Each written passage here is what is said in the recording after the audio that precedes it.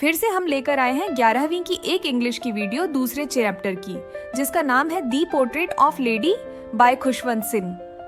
आपको बहुत मजा आने वाला है। ये पूरी एनिमेटेड वीडियो है, तो चलिए स्टार्ट करते हैं। पर आज इस वीडियो को मैं नहीं बल्कि आपको खुशवंत सिंह ही सुनाएंगे।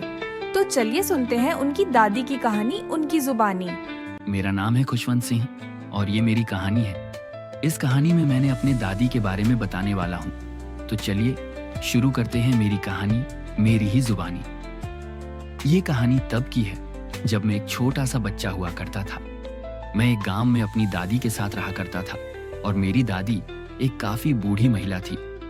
अरे भाई, वो इतनी बूढ़ी थी और उनके चेहरे पे इतनी झुर्रियां थी कि इस बात का विश्वास करना कठिन था कि वो कभी जवान और सुंदर भी रही होंगी। उनके बाल काफी सफेद थे। उनके बालों को देख के ऐसा लगता था कि वो बिल्कुल बर्फ की हो। मतलब इतने सफेद बाल की क्या ही कहो।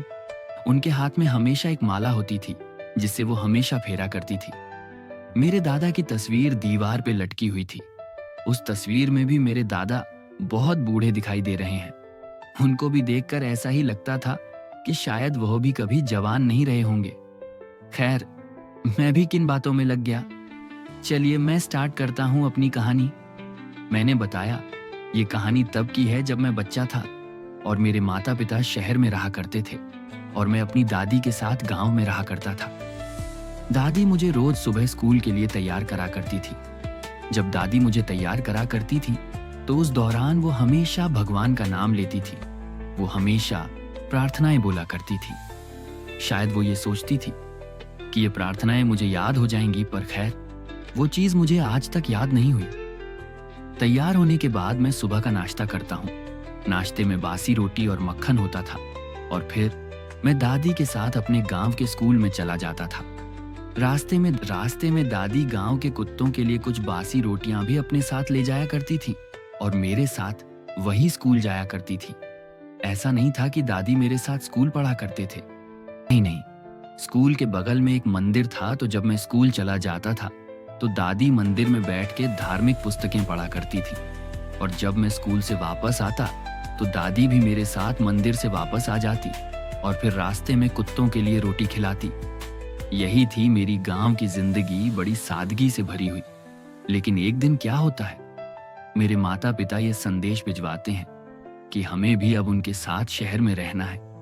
तो दादी और मैं दोनों गांव छोड़ के शहर में चले जाते हैं और यहां से मेरी लाइफ का एक दूसरा स्टेज शुरू हो जाता है। मेरा दाखिला एक अंग्रेजी स्कूल में होता है जहां पर मुझे अलग अलग सब्जेक्ट की पुस्तकें पढ़ने को मिलती हैं। खैर, ये बात अलग है कि मेरी दादी को ये सब चीजें पसंद नहीं आती। मेरी दादी को लगता है कि स्कूल में धार्मिक पुस्तकें पढ़नी चाहिए, पर खैर अंग्रेजी स्कूल में ऐसा कुछ नहीं होता और दादी मेरी पढ़ाई में भी कोई हेल्प नहीं कर पाती थी और ना ही वो मेरे साथ स्कूल जाया करती थी। इसीलिए मेरी दादी को मेरी स्कूल वाली लाइफ ज्यादा पसंद नहीं आई। समय बीता और मेरी लाइफ में एक तीसरा स्टेज आया जब मेरा दाखिला एक यूनिवर्सिटी में हुआ। उस समय मैं दादी के रूम में नहीं रहता था। मुझे एक अलग कमरा दिया गया।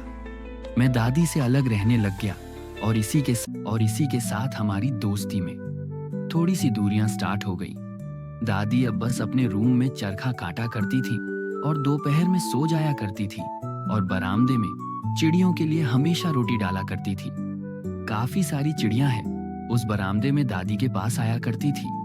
ऐसा लगता था कि दादी ने अपने दूसरे दोस्त बना लिए हैं। वह दोस्त जो दादी के साथ बहुत खुश रहा करते थे। वह चिड़ियाएं कभी दादी के सर पर तो कभी कंधे पर बैठे जाया करते थे। समय और बीता और मेरी लाइफ में चौथा स्टेज आया जब मुझे पढ़ने के लिए विदेश जाना पड़ा। विदेश में पढ़ाई 5 साल की थी और जब दादी मुझे विदा करने स्टेशन पे आती है तो मुझे ऐसा लगता है कि मैं दादी से आखिरी बार मिल रहा हूं, क्योंकि 5 साल बाद जब मैं वापस आऊंगा तो शायद दादी जिंदा न बचे। लेकिन जब मैं 5 साल की पढ़ाई पूरी करके वापस आता हूं तो दादी मुझे उसी अवस्था में, उन्हें सफेद बालों में, उन्हें जोड़ियों के साथ मुस्कुराते हुए रेलवे स्टेशन पे मेरा स्वागत करते हुए मिलती है। ये देखकर मुझे बड़ी खुशी होती है कि दादी के चेहरे पे कोई खासा बदलाव नहीं आया। घर आने के बाद उन्होंने मेरे स्वागत में जश्न मनाया उन्होंने पड़ोस की औरतों को इकट्ठा करके एक पुराना ढोल लिया और गाने गाने लगे। कई घंटों तक गाना गाती रही, ढोल बजाते रहे। अगली सुबह दादी बीमार पड़ गई। हमने डॉक्टर को बुलाया और उन्होंने कहा कि चिंता मत कीजिए, आपकी दादी बहुत जल्द ठीक हो जाएगी। लेकिन शायद दादी को यह बात पता थी कि उनका अंतिम समय आ गया है और दादी बिना कुछ बोले अपने बिस्तर पर लेटी रही, अपने हाथों से माला फेरती रही और भगवान का नाम लेती रही। दादी चाहती थी कि जो उनका कुछ समय बचा है वह उसे लोगों से बात करके खराब ना करे, बल्कि भगवान को याद करे। अचानक उनके हाथों से वह माला गिर जाती है और मेरी प्यारी दादी हमें छोड़कर हमेशा के लिए चली जाती है। जब हम उनके कमरे से उनके मृत्यु शरीर को अंतिम संस्कार करने के लिए ले जाने आए तो बरामदे में बहुत सारी चिड़िया इकट्ठा हो गई। चिड़िया शांत बैठी थी, वह चहचहा नहीं रही थी। मेरी माँ ने कुछ रोटी के टुकड़े लिए और उनके आगे फेंक दिए, लेकिन आज वह रोटी खाने नहीं आई थी, बल्कि आज वह सभी की सभी मेरी दादी के जाने के दुख में उदास बैठी थी। जब हम मेरी दादी के मृत्यु देह को लेकर जाते हैं तो वह सभी भी उड़ जाती है। तो यह थी मेरी प्यारी दादी की कहानी। ओके तो दोस्तों, इसी के साथ हमारा चैप्टर ये यहीं पर खत्म होता है। आई होप आप सभी को ये चैप्टर अच्छे से समझ आया होगा। अगर आपको ये वीडियो अच्छी लगी तो आप लाइक कर दीजिए वीडियो को और कमेंट बॉक्स में ये जरूर बताएं कि नेक्स्ट आपको किस चैप्टर की वीडियो चाहिए। Thank you. Every step forward leads to a brand new day, where possibilities await and dreams come to stay. Unleash your power, let your heart be bold. You are capable of achieving greatness to be told.